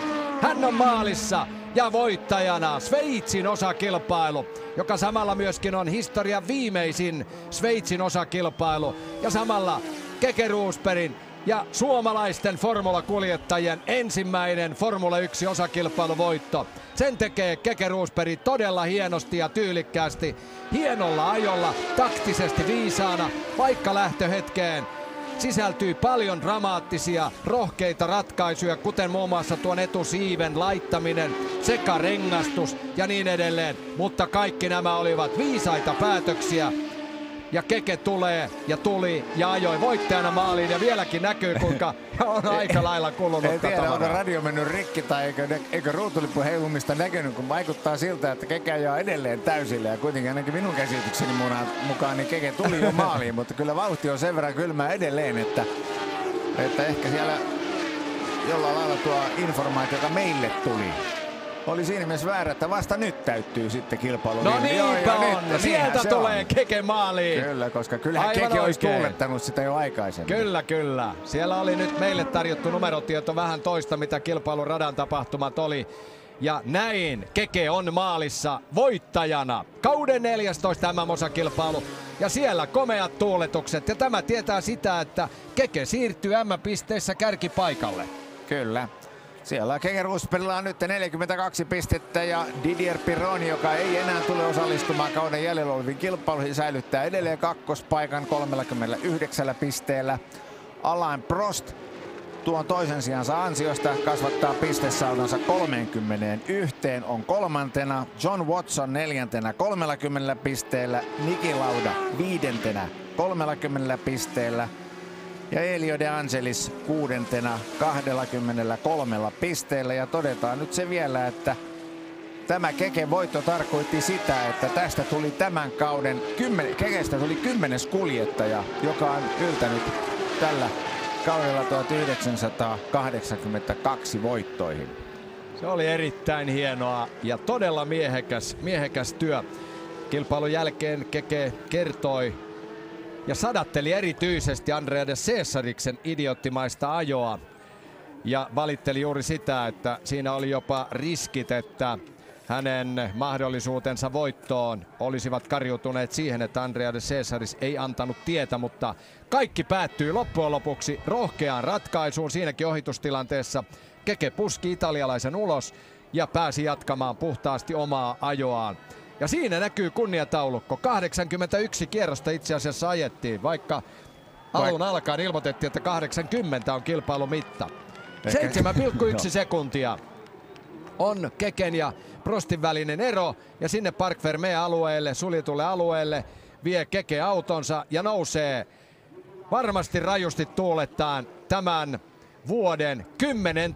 voittajana autostansa ulos ja nousee tuonne palkintokorokkeelle. Ja vaikutti siltä, että Patrick Hetsinen juoksi hurjaa vauhtia onnittelemaan Kekeä ja ei mikään ihme. Kyllähän Williamsilla tiedetään se, että kuinka arvokas asia tuo ensimmäinen voitto jokaiselle Formula 1-kuljettajalle on, ja nyt se osui Keken kohdalle. Ja eiköhän kohta päästä kaikki nauttimaan noista hetkistä, kun Keke nousee tuonne korkeammalle korokkeelle. Siinä näkyy tämä taulukko maailmanmestaruuspistetilanteessa, kun 2 osakilpailua on vielä jäljellä.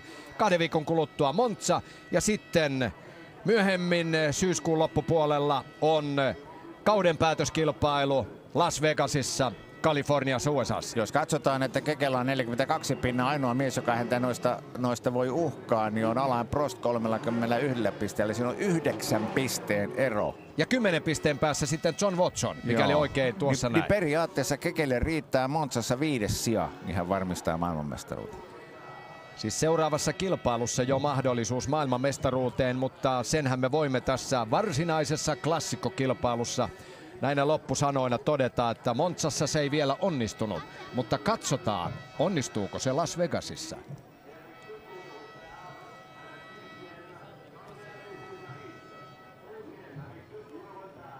Varikolta ja katsomoista pääsevät nyt katselijat tuonne lähtösuoralle. Mutta sen verran vaikeaa se näyttää olevan noiden aitojen yli kiipeäminen, että niin kuin se on aina kautta aikojen ollut. Kyllä, ja samanlaista hurmiota, mitä olemme vuosien saatossa nähneet tuolla Italian Monzassa, niin ei näköjään tarjota meille täällä Ranskan Dijonin radalla, mutta mitäpä tuosta.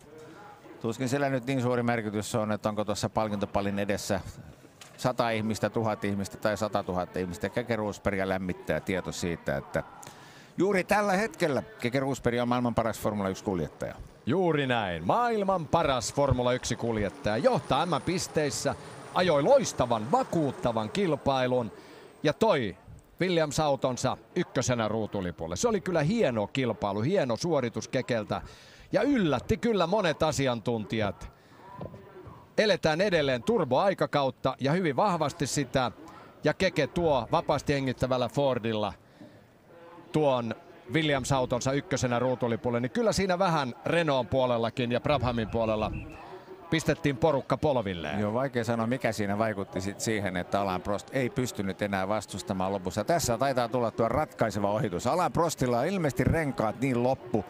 Hän liukuu ulos tuolta sisältä ajolinjalta ja sen hyväksi käyttää Keke tällä lailla. Tarttuuko hyeenä tuohon tilanteeseen nälkäisenä? Ja homma on sillä selvä.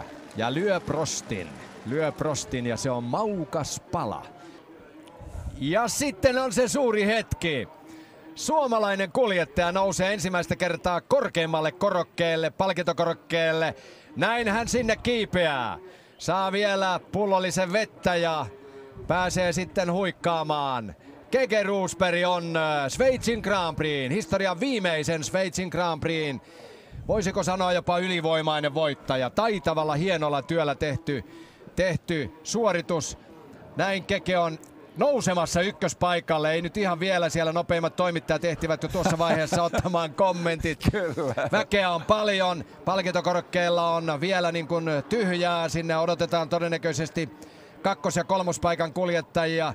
Nyt voi Keke tämän kilpailun jälkeen sanoa Jackie Stewartille, että ei tarvitse ajaa viiksiä. Vauhti on kovaa.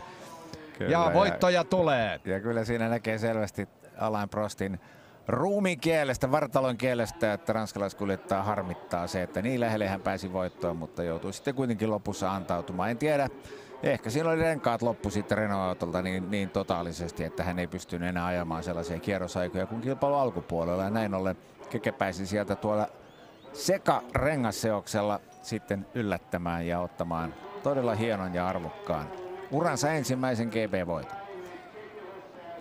Siellä ollaan jo valmiina. 2-3 on jo valmiina tuolla. Siellä on Alain Prost tuossa vasemmalla selin ja sitten sinne odotetaan vielä Niki Laudaa. Niki Lauda sijoittui tässä kilpailussa sitten kolmanneksi. Hän jäi minuutin. Nämä 3 palkintokorokkeen kuljettajaa ajoivat sen 81 kierrosta. Mikäli tuohon ruututietoon nyt on uskomista, tuloksissa myöskin jälkeenpäin julkistetussa tuloksessa puhutaan vain 80 kierroksesta. Vettä juodaan nyt hartaasti ja odotetaan, että tuo palkintoseremonia vihdoin käynnistyisi ja nyt sieltä löytyy Niki Lauda. Lämpimät onnittelut tulee sieltä kaksinkertaiselta maailmanmestarilta Niki Laudalta ja Keke Rosberg nousee korkeammalle korokkeelle Ranskan maaperällä Sveitsin Grand Prix voittajana. Keke Rosberg ykkösenä, toisena Alain Prost Ranskasta, kolmantena Itävallan Niki Lauda. Näin tuulettaa suomalainen. Ensimmäistä kertaa korkeammalla korokkeella Keke Rosberg.